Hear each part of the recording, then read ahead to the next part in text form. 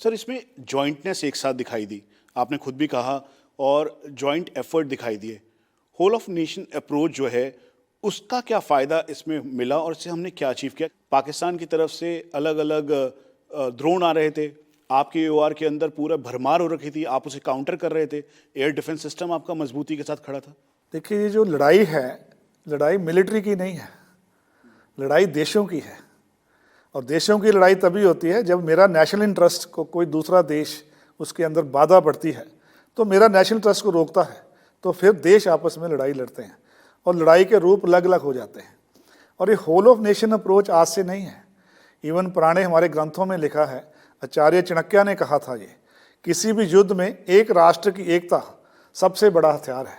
मतलब जब राष्ट्र इकट्ठा हो जाएगा, उसकी पूरी कंप्रिहेंसिव नेशनल पावर एक साथ हो जाएगी, तो किसी भी अपनी चुनौती का सामना कर पाता है। लेकिन इसका जो महत्व आज के नए टेक्नोलॉजी युद्ध में और विपरीत बहुत बढ़ गया है।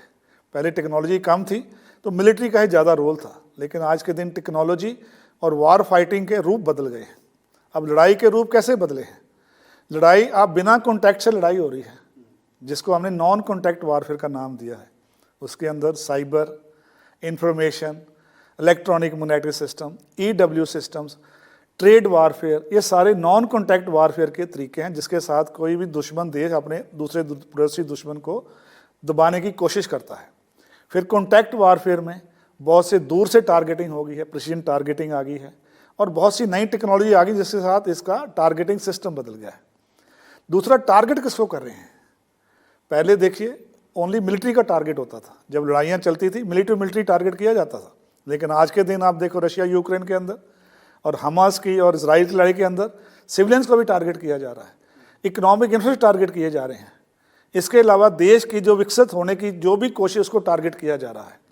जब टारगेट बदल गए हैं, लड़ाई लड़ने के तरीके बदल गए हैं, तो इसलिए हमारे को भी उसका जो हमने अपनी लड़ाई की स्ट्रैटेजी बनानी है, जिसमें बहुत दुश्मन को भी नुकसान पैदा करना है और अपने पॉपुलेशन को बचाना है, हमारे को एक नया तरीका ढूंढना पड़ेगा, जिसको हम होल ऑफ नेशन अप्रोच बोलते हैं। कि अगर लड़ाई पूरे देश के लिए लड़ी जा रही है तो पूरा देश मिलकर लड़ाई लड़ेगा।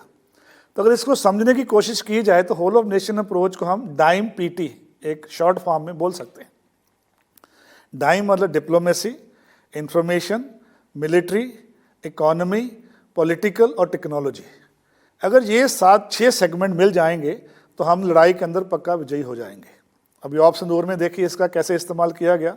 डिप्लोमेसी के दौरान आपने देखा हमारी कैसे टीमें गई बाहर के देशों में, हमारा कैसे दुश्मन से, टेररिज्म से हम नुकसान खा रहे हैं, उसके बारे में उनको बताया, और हमारा अधिकार है कि उसको हमने जवाबी कार्रवाई करना, उसके बारे में देशों को अपने साथ लिया गया। साथ ही साथ इंफॉर्मेशन वारफेयर के अंदर अपनी पॉपुलेशन का तो खरोच था ही, हमने ये शोर किया कि जो पाकिस्तान एक नैरेटिव चला रहा है वो हमारी पॉपुलेशन में इम्पैक्ट ना करे। उन्होंने बहुत मिसइन्फॉर्मेशन ऐसे करने की कोशिश करी कि ये हमने नहीं किया, वैसे नहीं किया। All that was part of information warfare, जो कि एक बहुत कॉग्निटिव वारफेयर के अंदर आता है। मिलिट्री के एक्शंस हमने देखा कैसे किया। इकोनॉमी के अंदर 2-3 चीज़ें बहुत महत्वपूर्ण हुई हैं।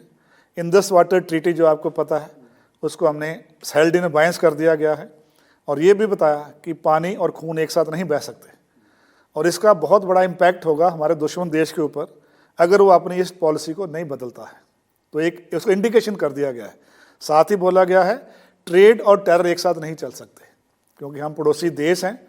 अगर हम शांति से रहेंगे तो दोनों देश ट्रेड से बहुत विकसित हो सकते हैं। तो ये इकोनॉमी लेवर भी उसके अंदर लगाया गया। पॉलिटिक्स को देखें तो बहुत स्ट्रॉन्ग पॉलिटिकल विल थी देश के अंदर। पूरे देश को एक साथ यूनाइट किया गया, सभी फोर्सेस को इकट्ठा किया गया, इंटीग्रेशन किया गया, और ऑपरेशन का एक ही नाम रखा गया, ऑपरेशन सिंदूर।